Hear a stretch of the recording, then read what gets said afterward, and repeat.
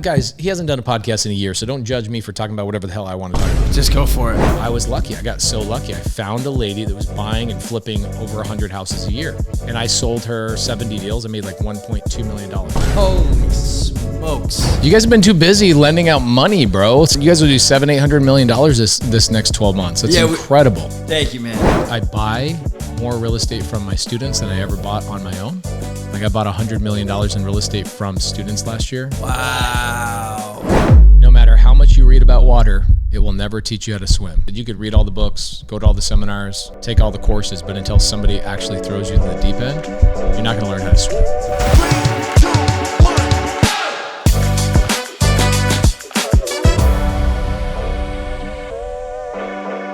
Ladies and gentlemen, we have not done a podcast in over a year, but today we're rolling out the red carpet for the one and only Pace Morby. You guys have been too busy lending out money, bro. You guys will do $700-800 million this next 12 months. That's incredible. Thank you, man. We have been busy pumping out loans, doing deals. Took a break just because, honestly, there's a lot more money in the actual real estate business for us, at least. Yeah. We missed doing the podcast. There was a ton of value, not only for the audience, but for us to learn from people like you. So yeah, you get it. The cool thing about a podcast is you get to meet new people, and like busy guys like you and your partner and your team, you don't have a lot of time to go grab coffee. Yeah.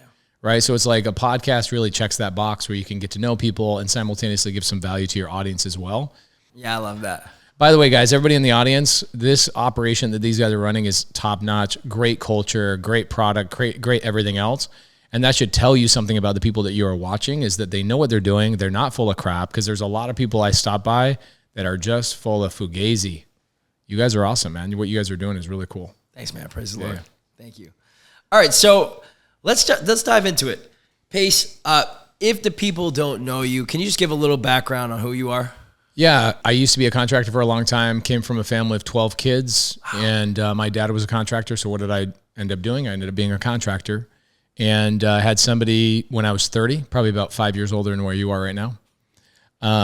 When I was 30, I had a lady come and change my life and showed me how to get my first deal. And I got so obsessed with that transformation of not just flipping houses, but flipping people. This lady flipped me, right? She completely flipped me into a full-on, she renovated me like she would a house. Wow. And I had a full transformation and walked into a new life, which was understanding how to get into real estate deals with no money. And then I passed the torch to somebody else. I got obsessed with it. I got that helper's high that you get, you know? You feel that the word purpose when you help somebody else out. Yeah. And I got so obsessed with it that I started building a real estate community that all follows the same core values. And that real estate community has now grown to 30,000 people strong. And now I buy more real estate from my students than I ever bought on my own, which is actually the best acquisition model you could ever imagine. Like I bought $100 million in real estate from students last year. So I teach you how to go find deals. I buy those deals in excess of $100 million in a year, and I didn't have to pick up a phone call. It's kind of cool. It's incredible. Yeah. So 30,000 strong right now. Yeah. Going back to this lady that changed your life, what did she teach you? She told me a great quote, and the quote she told me was, "No matter how much you read about water, it will never teach you how to swim."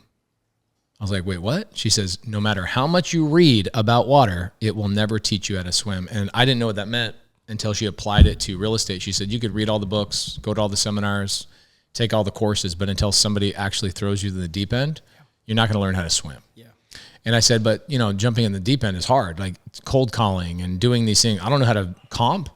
I don't know I don't even know what the acronym ARV stands for, but people say it all the time. I have no idea. Yeah. I was 30 at the time, so this is now 12 years ago. And what she did is she said, pull out your phone. I'm going to throw you in the deep end. And she made me pull out my phone, and she made me go to a website and spend money on mailers, which I don't use mailers now, but at the time, 12 years ago, mailers and postcards, all that kind of stuff. So she makes me spend $5,000. Right there on the spot. Right there on the spot.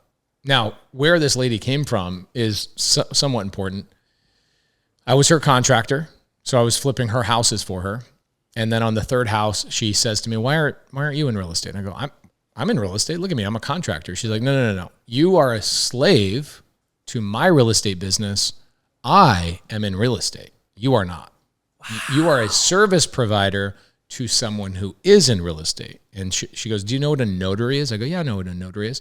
She goes, would you say that they're in real estate? I go, no, they are a service provider. She goes, that's you. You're just as important to this transaction as a notary. I could replace you with a Google search. Wow. What? Lady dropped bombs on me, dude. It was just punching me right in the gut. Holy smokes. She was good, man. She was really good. She was mean and sassy, and it's what I needed. At the age of 30, I needed a wake-up call. Yeah. And I just recently gone through like an early midlife crisis where I'm turning 30. Seems old at the time. Now I look back at 30, I'm like, that's the youngest I would ever go back to. I'd never go back previous to 20. Like I would never go back to my 20s. It was horrible. I was going through this thing where I told my friends, I go, we're turning 30. Let's go do something cool. So I invited my friends to go play Torrey Pines golf course in SoCal. We go out there, we play day one, then day two pops up and they're all like kind of lollygagging, not getting ready to go play golf. I go, guys, we have a tee time at 9:00. Oh yeah, we're thinking we're not going to go play. Why? Come to find out, they don't have the money. I'm at 30. I'm 30 years old, and my friends that are like my diehard friends can't even afford to play golf 2 days in a row. And they're like, let's just go down and hang out on the beach. I'm like, 4 dudes are not hanging out on the beach, dude. Let's go play golf. So I pay for their day 2. I pay for their day 3. And on day 4, I'm like, I'm flying home. I can't hang out with you guys. I realized in that moment, I just didn't have anybody in my life that was pushing me, showing me options, new ways of making money. I mean, even at your level and my level, I meet new people. Like I had lunch with Gary Vee this morning, and I was with Gary Vee, and in 45 minutes of spending time with him, he made me feel like I wasn't thinking big enough, right? I didn't have any of that at that age. Bethany then comes into my life like 3 months later. She says, spend $5,000 on your phone right now. And I spend $5,000. Leads start coming in like in a week. I have no idea what to do with these leads. So she says, call me when you get a lead. I'll go on the appointment with you. And so she just started going on appointments with me. She'd fill out the paperwork. She'd comp the property. And I sold her 70 deals in my first year, 70 deals. I made like $1.2 million. You wholesaled 70 deals to her? Yep, I wholesaled 70 deals to her in my first year. Like think about it. She's my only buyer. I didn't even know how to find buyers. Right? Like now, like if you're wholesaling. Holy smokes. One of the top questions people ask all the time is like, so how do I get started in real estate? And I go, find a buyer, because you're not going to buy the first deal you acquire. You're going to assign it to somebody else. Go find a buyer that's credible, right?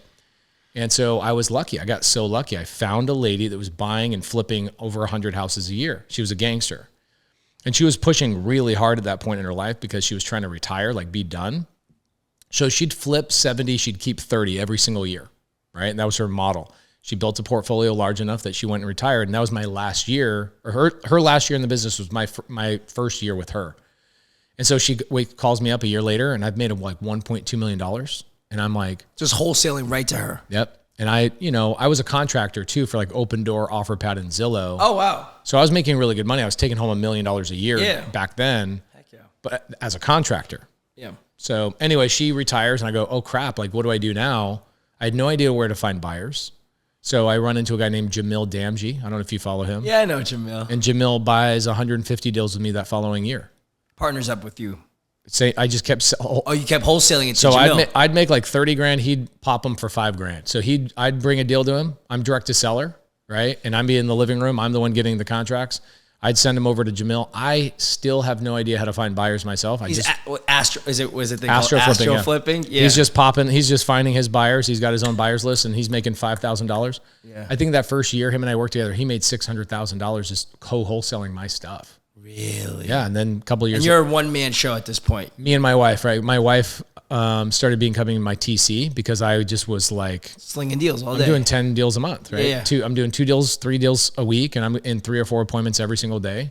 And I had no idea how to do outbound cold calling. I had no idea how to I just spent money on postcards and mailers. And no CRM, just hitting your phone. No CRM. I didn't have a CRM until 2018, so this was 6 years later. People are just hitting your phone. You're answering the phone. You're going on an in-person appointment. You're locking up a contract. Just old school hustling. Yeah, and I learned that I was doing it all wrong at the time. My wife goes, hey, we don't have any files to TC. I'm all caught up on transaction coordination. How can I help out on the acquisition side? And I go, well, maybe you could help out on the follow-up. So at the time I was doing like 7-8 contracts a month on my own. And she goes into my CRM was basically a Google Drive link. And I was just going through Google Sheets. And as the leads came in, I just popped them in there just chronologically. And then I would segment them by the month. I'd get about 2 calls a day. So only about 60 leads a month. They're inbound. So I didn't have to do a lot of like lead management. So my wife then started going back the last 30 days and calling everybody I went to appointments with and said, hey, I noticed that you sold the house to somebody else other than my husband. My name is Laura. You met my husband a couple of weeks ago. Why didn't you sell the house to my husband? And they were like, he never followed up. Because I was literally just going to the next appointment, pulling the easiest hanging fruit on the planet. So my wife started doing follow-up and transaction coordination for me. And in 2018, I then was like, oh, I should maybe learn how to do this. Was 7 years ago. And then I got a good partner, got some good team members, and I scaled out of the business in less than 2 years. Wow. Yeah. And then COVID hit and I started buying a lot more. I started doing tons of acquisition outside of state. So apartment buildings, RV parks, mobile home parks, stuff like that. Things that cash flow on day one that I could just buy with seller finance. Back then, were you doing seller financing? So off rip, you were doing like right finance stuff. Yeah. So what happened was Bethany tells me when I'm working with Bethany tells me, go down to this title rep, open up your contracts with her. She'll just get everything done. And I meet this lady. Her name's Eileen Brown. She's now retired as of a year ago. And I kept her in the business an extra 10 years because I brought up her name so much so that everybody would just open up their files with her. Wow. She was like the oracle of creative finance. So I went down there. This is my first month in the business, and I open up 3 contracts and I sell them all at Bethany. I make $50,000 my first month in the business. First deal was $25K. Next one was 15. Another one was 10. And I assigned them to Bethany. Bethany is now flipping these houses. And I opened these escrow, and I didn't know what that meant, open escrow. I didn't know you could do it digitally. So I went down to the escrow office, met the people, shook their hands. I wanted to see, it's like being in your office is a magical experience. I wanted to feel that experience. So I go down there and I'm talking to Eileen. Eileen goes, who the heck are you that you got 3 contracts in your first month? Who are you? Yeah, that's impressive. Where are you getting your leads? I tell her. She goes, line them out on the whiteboard. So I pull out my laptop and I show her my Google sheet. And she goes, you should have 6 contracts in here. I'm like, why? Well, why? She goes, you have 20 leads. You got 3 of them. Your conversion, like this is an escrow officer telling me this. It'd be like a closing attorney sitting down with you guys here going, you're not converting right. She'd been an escrow officer for 40 years, bro. She was like 67 years old. She'd be an escrow officer. So she goes, let me tell you what all my best customers are doing. They're going to all their leads that want too much money or don't have any equity. I didn't know what that meant. They're going to the ones that want too much money. They're offering seller finance, and they're going to the ones with no equity and offering sub 2. And I go, what's sub 2? Wow. And now it's on my hat. Like I got obsessed with it. Holy smokes. And I'm sitting there laying on the carpet of this escrow office. Yeah. Because I was in disbelief. I was laying on the carpet. Like if I laid just down in the middle, it's like if your team told me, oh yeah, we're doing $60 million in revenue this month, I would want to lay down because I wouldn't believe you. Like it's such a big deal. Like what you guys are doing is such a big deal. And she tells me what sub 2 is. You can buy these people's houses, Pace, with no money out of your pocket. You just take over their mortgage. I'm like, that sounds illegal. She's like, it's not. Let me show you in the Supreme Court this, that, and the other, where it says in the IRS. She taught me like where Fannie Freddie teaches people how to fill out these forms.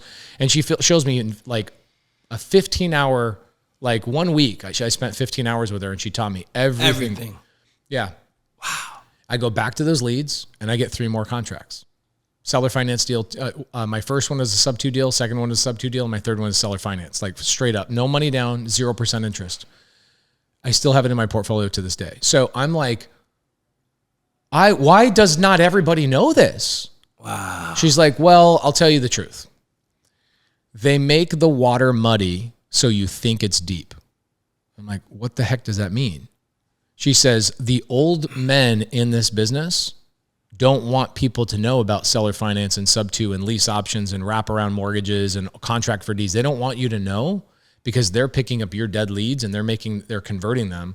And so they keep it really hush hush. And if you find somebody that does a mentorship around this, it's like $50,000 to $75,000. And I'm like, okay, like who are these people? She goes, you don't need these people. They all use me as their escrow officer, and I'm still teaching them how to do it, even though they're charging people $50K. Wow. I was like, how did I get so lucky to find you? Anyway, when in my book that I wrote a couple of years ago, her and Bethany were like the whole first chapter, and her business blew up. Everybody across the country calls her up and uses her. And anyway. I love that. So she taught me everything I knew. And anytime I ran into an issue, the escrow officer knows way more than anybody else. She's like, oh yeah, offer them this, and this is how you should structure the deal. I'm like, well, how do I handle a balloon payment? Like, what if I get a seller that wants a balloon on their seller finance deal? That's the seller wants a balloon. She goes, well, either you didn't build rapport enough. I'm like, an escrow officer's teaching me about building rapport. Holy, she's a gangster. She's a gangster, dude. She's a gangster. God bless this woman. So she teaches me, one of the first things she teaches me that was like not common knowledge in the industry. Now everybody's doing it. Obviously I have a big community, so people have learned from me, but seller says, no problem, I'll seller finance my RV park to you for $5 million. But I want a 5-year payout. In 5 years, I want you to pay me all the way off, right? A balloon. I'll give you 30-year payments, but I want a 5-year payout, meaning your payments are affordable. They're adjusted for a 30-year loan. But at 5 years, I want you to sell it, refinance me out, or pay me off in cash, right? Cool. So I go, Eileen, what do I do in that situation? She goes, oh, it's easy. Just create what's called a balloon extension clause. Like, what is that? She says, say in the paperwork that if the property does not appraise for the value that you bought it for plus 20%, that you can get an extra 5 years on the balloon in automatic defaults. I'm like, I can do that? She goes, Pace, you can do anything. The world is, so I did this thing my second year in the business. She goes, let me teach you how crazy you can be about on these contracts.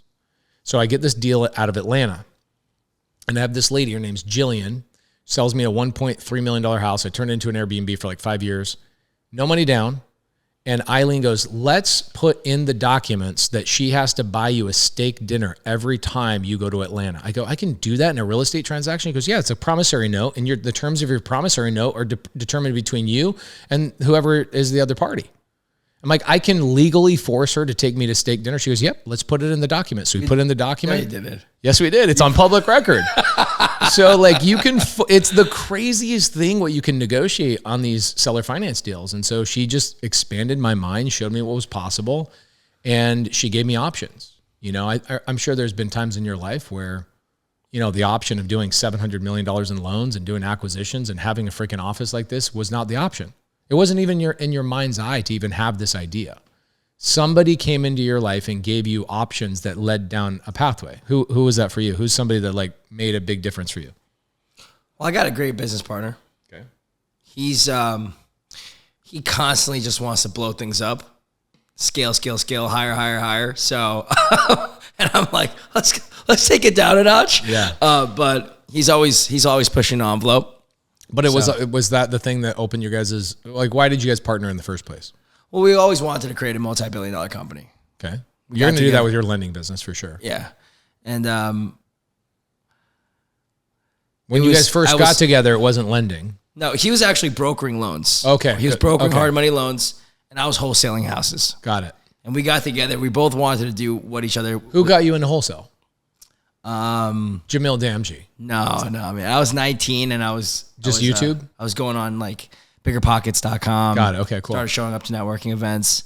Spent 4 years trying to learn the business. What did the lady say? She said you could read a book about water all day long, but it ain't going to teach you to swim. Exactly. So then I met a mentor, and I'm like, how much money do you make a year door knocking on weekends? He's like, I make about $500,000 a year. I was like, can I come door knocking with you? You're like, show me a check for $70,000. And it's like the Wolf of Wall Street thing. Yeah. Yeah. I started going door knocking with the guy, and I found my first deal in 2 weeks. Isn't that amazing that you went 4 years learning, and then it took 2 weeks of earning? Just door knocking. Door knocking. So I tell people, anybody watching right now, you don't have the guts for it. I'm going to tell you right now, you're just a sissy. You're not going to do it. But the reality is, if you told somebody to go door knock pre-foreclosures, it's different out here a little bit, but anywhere in the country, for the most part, I shouldn't say that. Anywhere in the country, I will bet you, if you go and knock 100 pre-foreclosure doors, it's impossible for you not to find somebody that's like, I will sell my house to you right now. Yes. It's impossible. 100 doors. I agree. So I had this guy, I did this on YouTube. I go, If you can prove to me out there on YouTube land, if you can prove to me you knocked 100 doors and you come to me and you did not get a deal, I will write you a check for $10,000. Shut up. You did that? Yeah, I did that. So it's never happened. Nobody comes to me and says, hey, I did this thing. And the offer's still out there. So this guy's kind of a cocky guy. We become friends now, but this cocky guy, he sees me in San Diego. Now, San Diego is a challenging market. It's very similar to like Jersey and New York, right? Yeah. So he comes to me at a meetup about 2 years ago and he goes, I'm at house 96. I have 4 more houses to go and I still haven't gotten a deal. I'm like, wow, like you're sharp, you're smart, you're articulate, like you brush your teeth, you don't look like an idiot. You might be the first person I have to write a $10,000 check to. So I go, here's my cell phone number. Let's coordinate. I'll get you the $10,000 check. That day he goes and knocks his 98th door, gets a deal. He makes like $40,000. Shut up. I just did a podcast with him. We're releasing in a week. He's like, I almost got Pace's $10,000, but instead I got 40. But so your first deal was a foreclosure or what? Yeah. I was going to share a sale, had a Corona t-shirt on, joggers. So good. Just talked to the guy. I was like, dude, don't get foreclosed on. We could make sure that you walk away with some money here. But you didn't have that confidence at that level, right? Like you didn't say it that way. Were you timid or you've always been confident? I've always been, the guy was just a regular dude. Yeah. He had a beer in his hand. I had a beer shirt on. I was like, let's just talk. And then I called my mentor. He came driving in 2 hours later, signed a contract right there on the spot. I think that's the thing that people really need to understand. The game really is easy, but in the very beginning, you need somebody that will buy the deal. Yeah. Right? Like you had the same thing I had. Yes. Literally, you had a Bethany. Yes. I had a Bethany. And people hate to hear that because they're like, I want to figure it out on my own. Okay, well, you tried to figure it out for 4 years. I tried to figure it out for 7 years. Bro, I was like demoralized to my wife. Like I would tell my wife, I'm going to get into real estate. I'm going to get into real estate. I'm going to get into real estate. Men out there, you know the number one thing women want in their life? Not a good-looking guy, not a guy that's doing $700 million in loans. Every woman wants a guy that does what he says he's going to do. Integrity. Number one thing. Everything else out beyond that is a cherry on top, right? So I had gotten to the point where my wife was like, yeah, sure. Yeah, you're going to do this thing. That's the worst thing, a guy. And it was me. It was all on me. It wasn't 6 months. It wasn't a year. It wasn't 3 years of me lying. It wasn't 5 years. It was like at the 7-year mark, I could feel, oh, you're going to another meetup tonight? Oh, you're doing another thing? You're doing a da-da-da. Okay, got it. See you later. And she was just like, whatever. It's 7 years of no anything. And so I could feel that. So what did I do? I gave up. And then a year later, Bethany came into my life. Wow. And I got my first deal in 2 weeks. Same thing as you, dude. That's crazy. It was 2 weeks from the day Bethany told me to the day that I had a signed contract. Wow. Isn't that crazy? Yeah, it's amazing. So how long did you knock doors? I knocked doors while I was in corporate America for 6 months, and I picked up like 5 contracts. Yeah, what am I doing? Every Saturday, I was like, what am I doing? I'm going to make more money on these deals than I am working 80 hours a week in private equity. Right. Let me just go for it. And then the first year I was just door knocking and cold calling foreclosure. I got 26 deals. That's impressive. Just sheriff sale. Just sheriff sales. Your guys' sheriff sales, you guys have a redemption period, right? Yeah, we do. So it's like you get the contract, you have to wait for that redemption period, all that kind of stuff. It's like 3 months or something, or you don't remember. So ours is 6 months. So, 6 months of redemption? Yeah. So every state's different. I don't know what your guys' is. I think it's a 30-day redemption period. Oh, that's great. Yeah. Like if it's 30 days, then that makes sense. Now, our sheriff sales are different than our auction sales, right? So sheriff sales are only done in Arizona if it's an HOA foreclosure or a tax lien foreclosure. Okay. If it's the mortgage that's foreclosing or the deed of trust in our state, if it's the mortgage that's foreclosing, you go through the trustee. That's a law firm. No sheriff is involved. Really? Yeah. So it's like courthouse steps. I buy the house. The freaking police go to that person's house the next day and they're kicking them out of the house. Like Arizona is the wild, wild west. Wow. Texas is even worse, bro. Like, so sheriff sales in Arizona, we stay away from them unless you're willing to wait that redemption period. But we have 6 months. You guys have 30 days. Yeah. Very rarely do they actually redeem here. Yeah, it makes sense. Days, you're in and out. But was your mentor flipping or was he keeping something? Flipping them. Okay. Yeah. I would try to go to these guys before they would get foreclosed on and just be like, you have $100,000 in equity here. You have 3 weeks to take action. Like, let's do something. Let's make sure you get something here. And knocking doors is not for the faint of heart until you have somebody backing you up. You know what I'm saying? Like, you have a buyer that's there. You have your mentor. It's like, dude, I'm good. Like, I got the money. I got the contracts. I got the thing.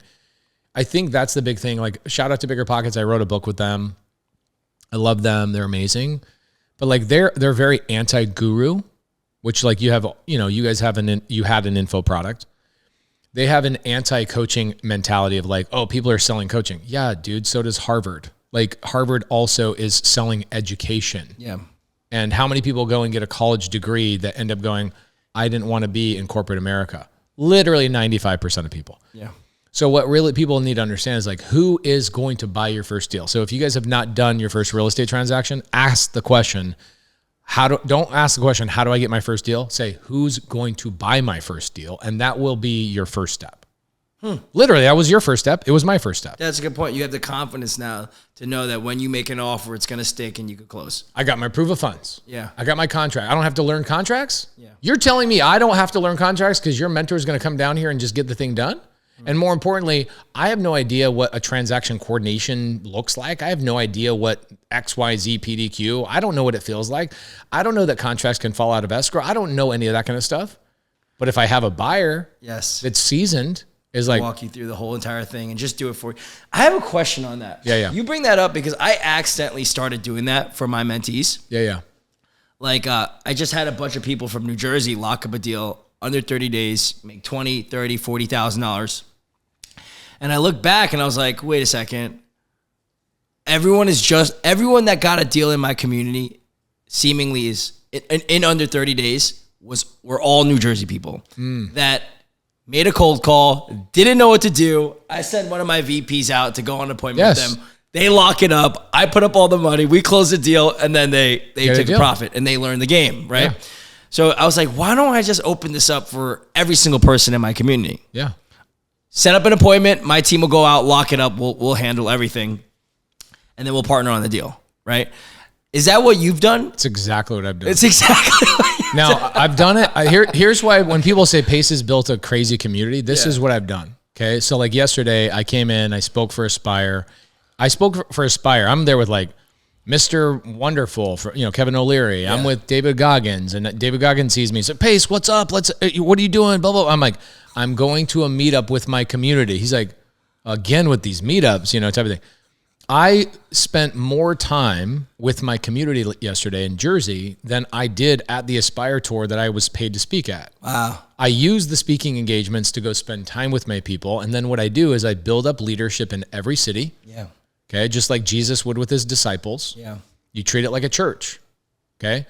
You've got the leader of the church, and then you set it up where you have apostles or the 12 apostles. And then you have people that work underneath them.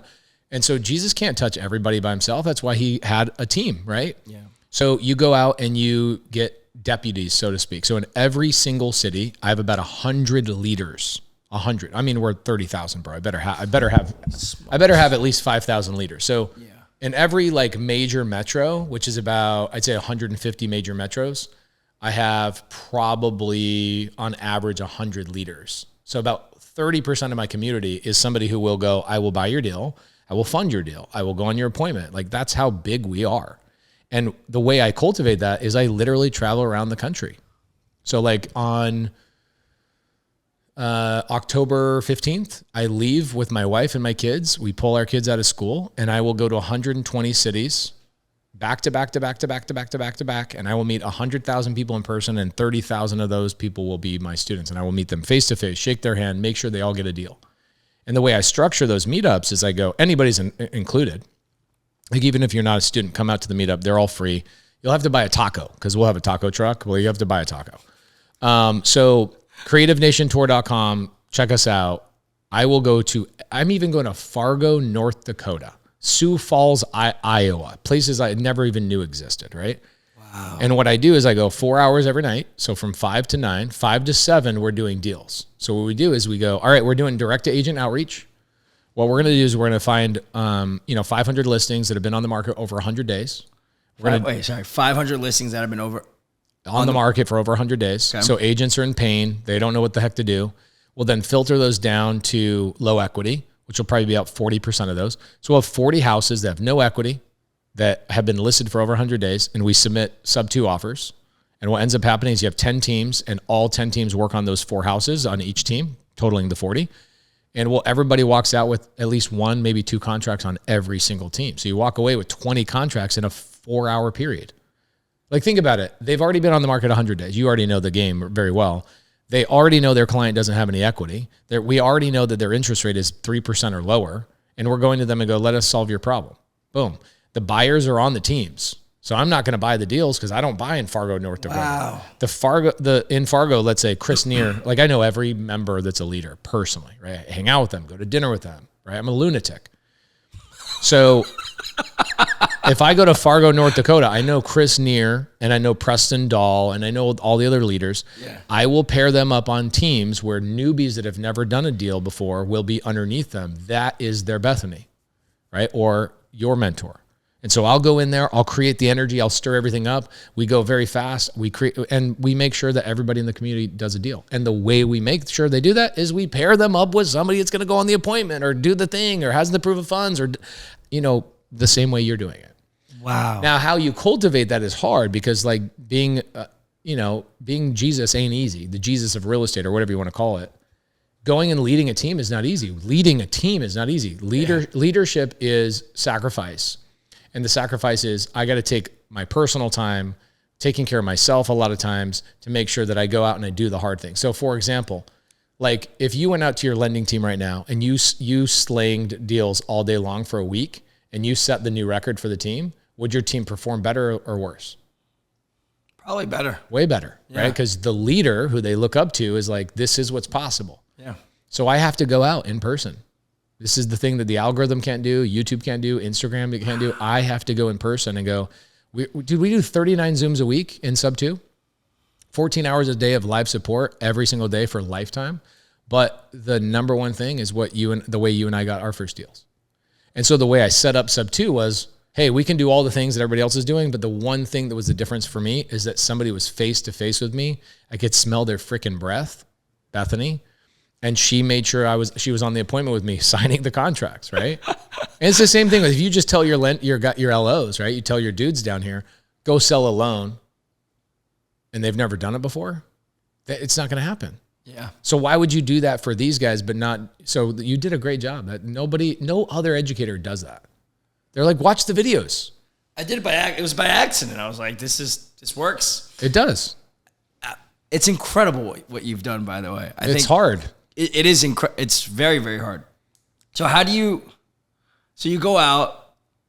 I think this is what makes your community really special is that I don't know my slogan was, if we'll hold your hand, but if you're not keeping up with us holding your hand, we're going to drag your ass to the finish line. Yeah. And that for like 9 months of my life, I literally did like 9 one-on-ones with every student, every single day, just because I was like, we got to make sure everyone succeeds.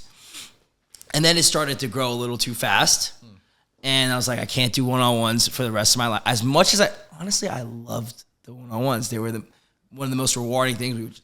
I'd be praying with the students. I'd be giving them life advice. We'd be talking shop, and everyone would consistently make progress. And then it just came to a point where I was like, I can't do this anymore. I got other businesses that make way more money. The return. My hourly rate isn't there. It's actually irresponsible for you to do it if you think about it. So it's like, I can hear it in your voice. The same thing with me is like, why I don't do a lot of one-on-ones is because it's not responsible for you to do one-on-ones. Why? Because you have a team of people that have families, they have wives, they have people that are relying on them to make good decisions. And that one of those decisions was to work for you, which means they are relying on you to make good decisions, which is not putting all your time and energy into one-on-ones that doesn't make them money. Right. So balancing that is really, really hard. The big difference for me is that Jersey is not, for your situation, Jersey is like your market. I'm nationwide. So for me, I can buy RV parks, multifamily, mobile home parks, businesses. I'll build 5,000 car washes in the next 10 years. That's crazy. It'll be a $20 billion valuation. Wow. Yeah. That's my big thing is I just partnered with a gentleman who just sold. He sold 4 companies to Warren Buffett in 2016 for $7.7 billion. Him and I are partnering on car wash development. Sick. For every 100 car washes you build, you're valued at $1 billion. Right? Really? Yeah. It's crazy. So think about this. What's it cost to build a car wash? The cost is, it's $3 million if I was going to do it with cash, but the way I'm doing it is with creative finance. So I get the land under contract, option it.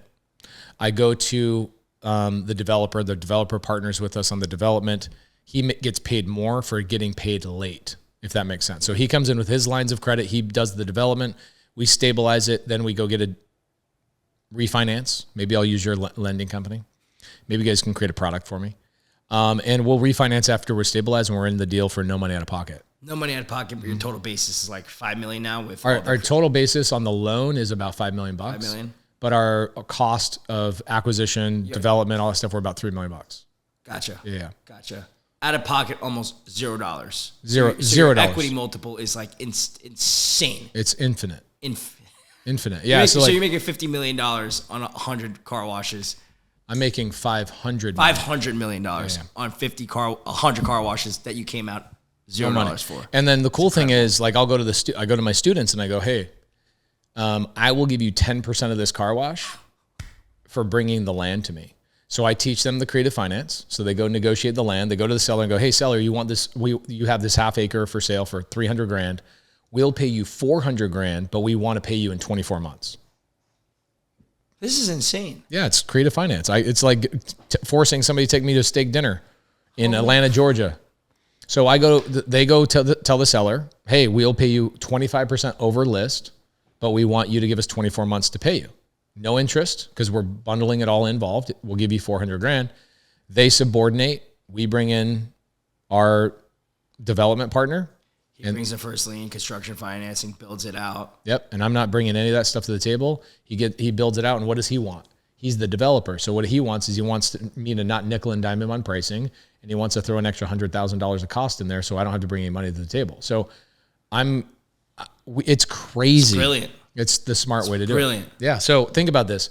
If I can develop those anywhere, then I'm not relegated to one market. No. I can be in any market at any time. So for you, in order to do that with your mentees, there's 2 ways for you to do that. You either find leaders in every market that it benefits them. Yeah. To go, hey, Todd, you're in Houston. I don't buy in Houston. You're in Houston. I'm going to make you the leader. Yeah. I'm going to let everybody go work with you and bird dog deals to you. Like, we hung out with April Elias yesterday. Shout out to April. April's my leader in Philly. She drove up from Philly to hang out. And she goes, I bought 4 deals last week just from newbies that joined Sub 2. I bought 4 deals from them because they bring me deals. They don't know what to do with them. I close on them. Now she's doing crazy stuff that I normally wouldn't do. Like I would normally just pay my newbie a $5,000 or $10,000 fee. I'd go flip the property. April's like, you bring me a flip, I'll fund it, run it, do everything, and I'll split it with you 50-50. Wow. So some of these newbies are making 50 G's, bro. That's incredible. It's cool. It's really cool. Oh, that's incredible for them. But I make no money on those transactions. So what's challenging is, like, how can I benefit from the overall ecosystem to justify taking time away from my DSCR lending business? Yeah. The way I justify is I go, what's the asset class I want to build as fast as possible? And for me, that's car washes and RV parks. And I just have them bird dog land to me, and I give them 8% ownership of that car wash. So they bring me the land, they get paid no money until we're stabilized and cash flowing. They get a check for like $3,500 a month for about 2, 3, 4 years. And then we exit, they'll get a check for $400,000 just for finding the land. That's absurd. Bro, it's stupid. So when you hear people like, oh, Pace's community is insane, it's because I've strategically planned ways that I can make money. Like, you look at, like, one of my info products loses $20,000 a month, but I still run it. Why? Because I make way more money with my students than community. Yes. The value that they get and you get from just being awesome. It's the greatest. Holy smokes. It's lunacy. Like, dude, my partner was just telling me about this. He goes, it's all about the community. It's all about the community. He goes, we just haven't figured out how to create the community where everyone feeds off the ecosystem. Spend a day with me in my Phoenix office and you'll see how I set it up, and you'll just be like, this is the most insane thing on the planet. Wow. Now, how do I scale my DSCR loan company? I have 30,000 people that use my DSCR loan line. Like, I just go, hey guys, I'll fund all your deals. I'll do all your deals. I'll even do your private money. I'll do the first lien position with my DSCR loan company. I'll even go in second lien position if I'm named on the LLC. Or it won't even be a second. I know this is over some people's heads. If the product I'm selling off, right? I'm selling my loan off. Yeah. And the person buying that doesn't want to see a second lien behind it. I just name myself on the LLC that if they ever default, I take the whole asset over. So I'm protected. Yeah. Essentially, I'm in a stronger position than I would be if I was in first lien position. Right? The owner is in a stronger position than first lien position. Yeah. Right? So I just position myself on the operating agreement saying, if you default, I take over the whole entire LLC. So I've got this safety and security. I'll give them first lien, DSCR, and I'll come in and bring second lien at like 18, 19, 20%. There's stupid money in that. Private money lending is, as you already know, it's a great business. It's a great business. And what it is like what was our biggest hurdle when we first jumped in business or the real estate side? Where does the money come from? You became the answer. Like, think about how cool that is, dude. You became the answer. Yeah. Like, to your biggest problem, you became the answer. Where does the money come from? Yeah. Well, right here. I built a whole entire organization here. You guys have done a freaking great job, dude. It's pretty cool. Eric's not here right now, but he's done a great job for sure. Eric, you've done a great job, dude. We're proud of you. But the real money is in the community. Like, becoming a bigger, like what you have right now is better than Bigger Pockets, without a question. Hey, Bigger Pockets, I love you, but I took their lunch a long time ago. Yeah, what you've built is incredible. We're trying to figure out how to do something like that. They're a forum, right? Like I'll tell you my experience with Bigger Pockets when I was a Bigger Pockets user. The people on Bigger Pockets in the forums are freaking rude. They're hateful. They're licensed people that are pissed off that non-licensed people are making a bunch of money. And there are a bunch of people using traditional real estate thinking they know more than anybody else. Guys, great. You've been in business for 30, like they'll go out of their way to spend all their time telling you how long they've been in business. Congratulations. You went to kindergarten 30 years in a row. Like, you telling me you're an agent for 30 years tells me you've been in the business 27 years longer than you should have been. Like, nobody should be an agent for 30 years. Okay. And it's just, I mean, do you not agree with that? Like, it's time to graduate from kindergarten. Okay. So my experience with Bigger Pockets is they were always rude to me in the forums. And they would say, we're the Bigger Pockets community. No, you're not. You're a Bigger Pockets forum. Who's the leader of your community? Where does the tone come from? Anytime they have an influencer on that platform that gets too much power, they get rid of them. Brandon Turner, David Green, Rob Abasolo. I could keep going on. I didn't know. I thought there was like an amicable, they just booted them. With no warning. Rob Abasolo is one of the smartest, funniest, most entertaining guys on the planet. They got rid of Jamil. Jamil had just launched his wholesaling book with them, and he was starting to get a ton of love and a ton of whatever else. And it's man. Well, we can't, what are they fearful of? They're fearful of Brandon Turner 2.0. Brandon Turner was so good for Bigger Pockets. Dude, Brandon was the reason I got into real estate. So why would you ever let that guy leave? Why would you ever let that guy leave? Even have him come back and maybe be a board member, whatever else. It's because a private equity company bought Bigger Pockets and they lost their soul. A lot of people don't know this, that Bigger Pockets has been purchased by multiple private equity companies. Like, it's exchanged hands 2 or 3 times. Who even know? I don't even know who the owner is anymore. But I do know that there's incredible people there that are just missing community. They're missing actual connection. And there needs to be a vibration of culture. Telling me you have a web page where people go on there and bash each other and make fun of wholesalers is not a great way. And even David Green, I've teased him about this a little bit, but even David Green on Bigger Pockets would go, wholesaling is basically borderline illegal.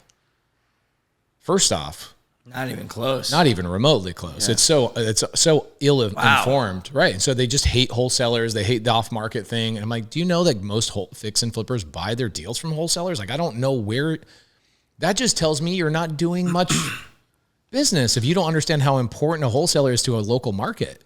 Oh, I haven't listened to a Bigger Pockets podcast in a long time. Oh, it's is that like, how it's gone? They won't talk about creative finance. Dude, they taught me about creative finance. Brandon Turner came out with the book, How to Buy properties with little to no money down. The yellow book. He was my first real estate book. He was Bigger Pockets. And he's a good friend of mine. I love him. I think Rob Abasolo is probably one of the most entertaining. Anyway, Bigger Pockets, I think can be revived if somebody comes in and steps in with some soul and like actually connects with people. Yeah. It's like, you go to church. What do you love about your church? Like, Jesus is cool. So let's put Jesus to the side. Do you have a great pastor or minister? Just a community in that. But who's leading it? I got a great pastor. Yeah. There you go. Yeah. That's the key. Yeah. Who's leading it? Where's the tone going? What is that person doing to forge it ahead? What ideas? It's just like you. The culture of this company depends on you. It's not the product. It's you and your partner. Actually, do you guys have a great culture here? Okay. So just because you have a company doesn't mean you have culture. And so when you're building a community, it comes down to the same thing. It's the impossible stuff, the non-scalable thing. So like, how do you scale the unscalable? Right? You have already hit the resistance of like, crap, how do I stretch myself? Well, dude, you're an amazing leader. What did Jesus do? Disciples. He created disciples. And so all you have to do, I hate to turn this into a religious podcast, but we did pray at the beginning. So, I guess it already was. So what you've guys got to do is go, what is the asset type you want to go and scale that would be national? So you give your students nationally the ability to do deals with you no matter what, okay? We did in sub 2, we did over $10 billion in transactions. I only did 100 million of them. So it's less than 1%. So 99% of transactions are not happening with me. However, I am still participating at a significant level. I set the tone. There's always an opportunity that any student in the whole entire community can do a deal with me, but I'm on a very specific asset type that they're not all focused on. The beautiful thing about creative finance is you can do anything. So we buy businesses. We even had somebody buy a train depot the other day. They buy hotels. They buy RV parks, mobile home parks, apartment buildings like crazy, single family, co-living, Airbnb. So like, you want to learn something in real estate, our creative finance community obviously does it. So I am only on one of the 100 niches. I'm one, but I'm nationwide. So now my students have the ability to submit deals to me and do those deals with me. And I do it in a way, it's like, I will fund the land. I will do the construction. I will run the management. I will handle the branding. I will launch the product. I will get the recurring revenue going. I will stabilize it and qualify for the loan for the stabilization. I will then start sending you a monthly check for the 8% that you own. And then when we exit that deal, you'll get a check for the exit of the 8% you own. You'll get a check for $400,000. So you've basically found an operator in a specific asset class that knows how to own, run, and operate specific niche things across the country. I also have a traveling asset manager named Heidi Silva, student. So they think about this too. If you really wanted to build a strong community, recruit people from your community that are better on your team than they would be on their own. On their own, yeah. And one of the only ways to figure that out is go build that out. Now I'm a lunatic, so like you are a lunatic. I've never met a man more committed to his community than you in my entire life. So it's crazy. Like last night we were in Hoboken and 300 people out there till 11 o'clock, 12 o'clock at night. I wish I knew about this. I would have been there. Every one of these people, I take photos with them, which I don't care about the photo. They do. We get past the photos and I talk to every single one of them. I know Shanice she's a woman married to another woman. She's worried about what's going on with her wife. I'm talking to Gabriel. Gabriel has a problem with his minister, blah, blah, blah, blah, blah. I'm understanding everybody's situation. One, it makes me sharper on educating them. Two, I can create products and services that actually brings value to them, right? Wow. And then I can also go, what lender are you guys using? Why aren't you using my company? Oh, well, your girls didn't get back to me. Oh, thank you. Live feedback. That's good. Oh, well, this person charges 1 point. You charge 2. Okay, well, I'm not going to change that. You keep going with that idiot that's willing to do it for 1 point. Yeah. But you want to build a community that will actually, you can benefit them. Are there crappy lenders out there, crappy DSCR lenders? Ton. Okay, so you have a responsibility to get your product out to the masses, right? Because there's people being underserved. So why not just build your market? Wow. Now for us, what we're doing is here's the next thing for us. This is cool, and it's going to take us another 2 years. I'm going away from community. What do you mean by that? I'm going to another level that's never talked about. Nobody's ever talked about it. You ready for this? I'm ready. I brought community to real estate. Nobody was talking about Alex Hermosi sends me a text like 4 years ago, and he's like, you hacked the system, bro. You figured out what people really need. They really need community. So he goes and buys school, and he starts calling them school communities. I'm like, Alex, a school community is not a community. That's called an HOA because they're getting billed every single month, bro. Like, so you want a community, they got to pay a one-time fee. They're in for life. And why would you kick them out, by the way? That's how I built mine. If somebody learns from me, are they going to be better or worse in 2 years? Better. Way better. Yeah. Why would I ever want that person to leave? They will buy the deals from the person that joins today. So why would I ever want to have a monthly recurring model if I'm actually building a real community? Right. This person joined, they paid their dues, they're in. Now the reason they get to stick around because they're providing value backwards. Yeah. They're a disciple, right? They're helping the new people. They're bringing people into the fold. So for us, we are building an economy that you join. You get your lenders, you get your deals, you get your partners, you get your TCs, you get your anybody you want to recruit for lead management, anything. You get everything you want all in the same exact platform. And it's a social system. So like, let's say that I do a deal and I'm a student. If I join your community right now, can I go in there and find a student that's done a deal in the last week with verifiable HUDs that's been uploaded into a platform? He has social proof that other students have done deals with him. The answer is no, it doesn't exist. So I'm building that. I'm building a thing where a student can join in New Jersey or anywhere in the country, Fargo. They type in Fargo, pulls up every student in Fargo. Then they filter by multifamily. Then it distills down to the multifamily people. Then it goes to the people who have done deals in the last 6 months. And it goes, here's the people who have done deals in the last 6 months. And this person's currently hiring. I'm building a full-on economy. Smokes. Yeah. I will when I say bigger pockets, I'm coming for your lunch.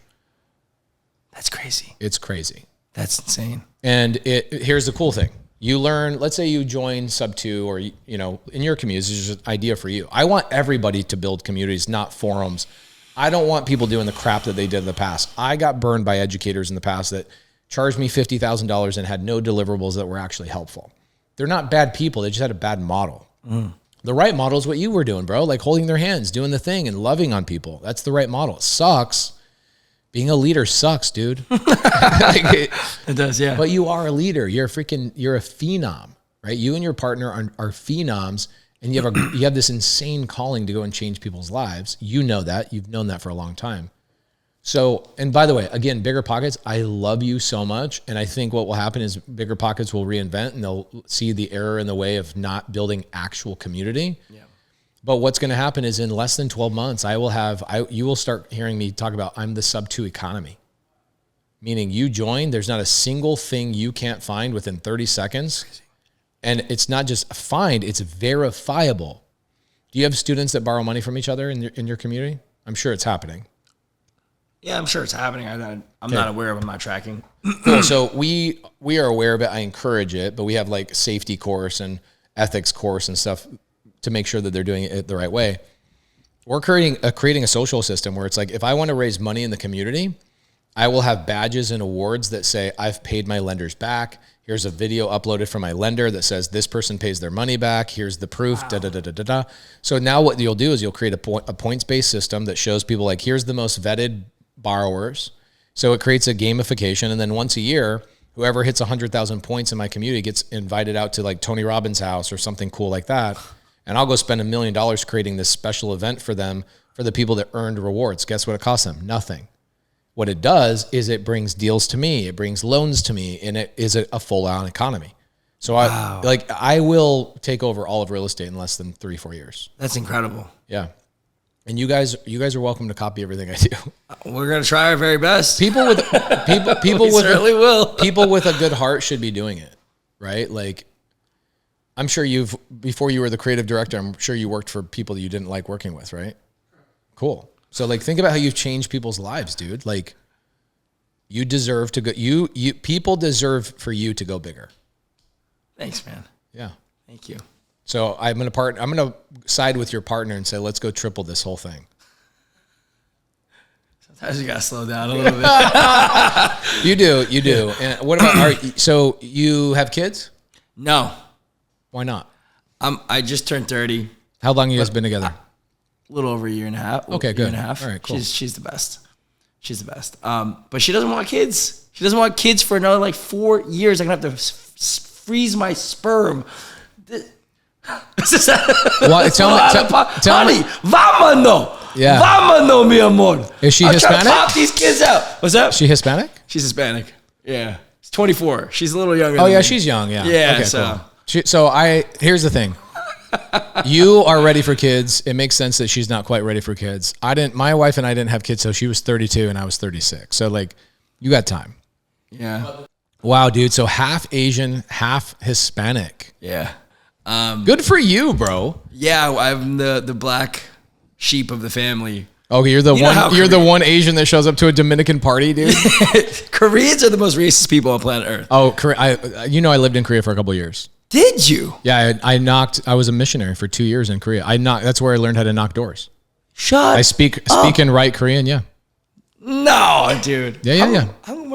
Yeah, of course. Well, I mean, not as well as I used to. Wow. I was a translator for years. You lived in Korea and door knocked as a missionary. Yeah, I knocked 2 years. I knocked 89,000 doors in Korea to sell Jesus door to door. In Korea, I lived in Seoul. I still haven't been to like Busan. I haven't been all the way down there, but like 89,000 doors. Yeah. Documented, verified, 89,000 doors. You know how many people I baptized from knocking doors? 0. But I kept doing it anyway. I baptized people, it was interesting like what I did. It actually kind of shows up in the way I build my community. So the way I baptized 18 people in Korea, Koreans are really hard. Like they're so ultra Catholic or they're Buddhist, right? So like having them convert to Mormonism, I'm a Mormon, is a big deal, right? And although we believe in Christ and we're Christian, it's like, you all aren't Christian. Like, yeah, we are. We believe Christ is the Redeemer. We believe in Christ's sacrifice for us. We believe all the same things y'all believe in. Yeah. We just have some other weird beliefs. Like Joseph Smith found some golden things in New York City and some other weird stuff. But we believe in the King James Bible. We believe all the same stuff. Anyway, so I baptized 18 people, but the way I baptized those people is I went to active members of the church and I was like, hey, how do we get the energy of this? We call our churches wards. What do you guys call your church? You call them wards? Yeah, like I go to my ward building. My ward meets at this time. My ward members, my fellow ward members. What do you guys call yours? Just church members. Your congregation? Congregation, okay, yeah, cool. That would be So we also use the word congregation, but we use the word called ward. Okay, like because we have one church and 5 different wards meet at that same church at different times. Okay. Okay. Yeah. So I would go to the ward. I go, how do we get the vibration up? And they're like, oh, I don't know. Like there's a lot of members that have left in the last couple of years and it's just not as fun. This person left and that person left and blah, blah, blah. I go, cool. Do you have a list of all the members in the town? I'm going to go knock all their doors. I'm going to invite them to come back out. I'm going to reactivate existing members. So I would go out and knock on the existing doors of members that got baptized a year ago or 2 years ago and go, hey, I'm new to the ward. I'm the new missionary in the ward. We have a basketball game on Monday. I'd love to have you come out to basketball. So I would trick people from basketball to get back into Jesus. Yeah.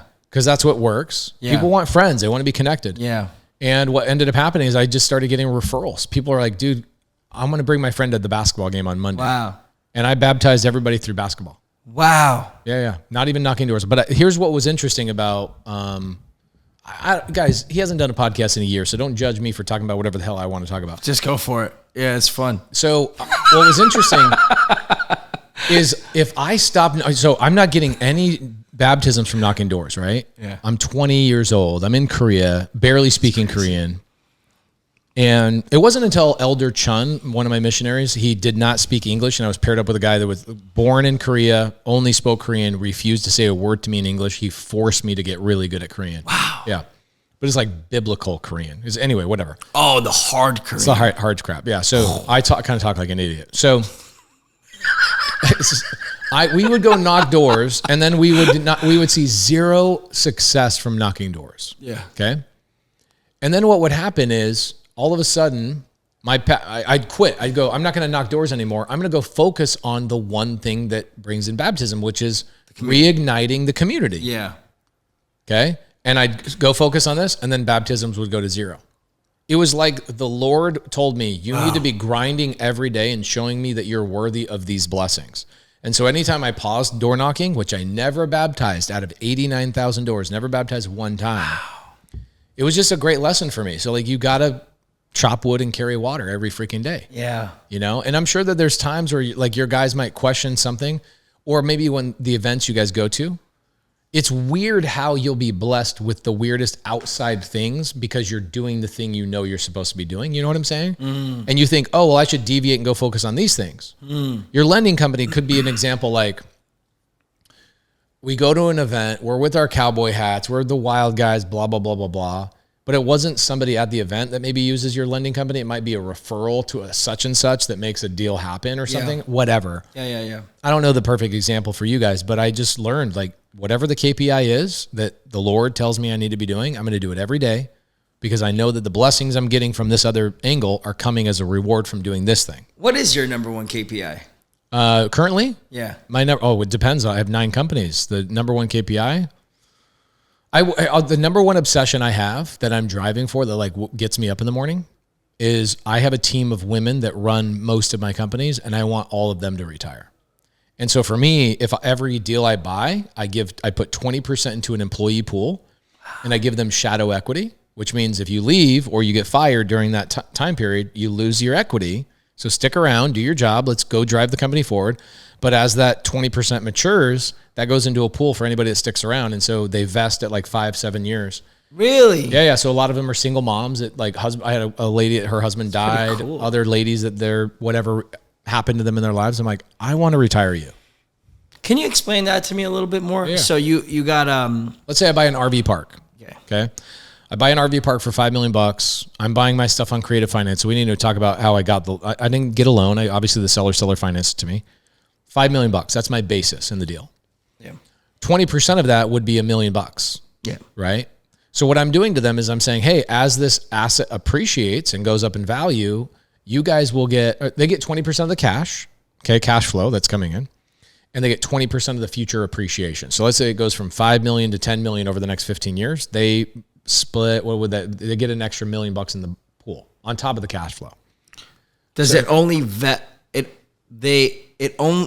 it only vests if they stick around. If they stick around. Yep. So what if smallest is 5 years. Okay. If they quit on 4 years, 355 days, they lose all of it. Gotcha. Yeah. So like, this is why we call it shadow equity. They don't have a document saying they have it other than an agreement saying that there's a possibility for me to do this for you. Mm-hmm. And so it's not that I need to hold them hostage. It's just that I'm telling them it's only fair. There's a greater reward for you here because I'm building something. And at the end of the day, like I was with Gary Vee this morning. He was talking about a friend of his that made $132 million on this one deal. And he was upset that he didn't hold on to it another 2 years because he would have made $400 million.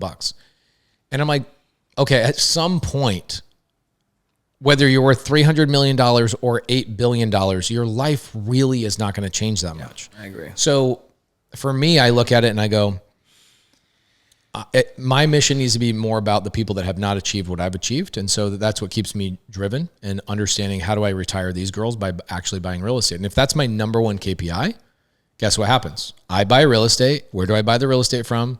My community, which then makes me want to push hard on my community to be successful. And it all trickles up to that one goal. Yeah. So whatever your guys' goal on buying real estate is, or doing loans, create that KPI and have it reverse engineer into how do we grow this community and benefit other people's lives? Because at the end of the day, you weren't here. I know you're Korean, so you love money. Okay.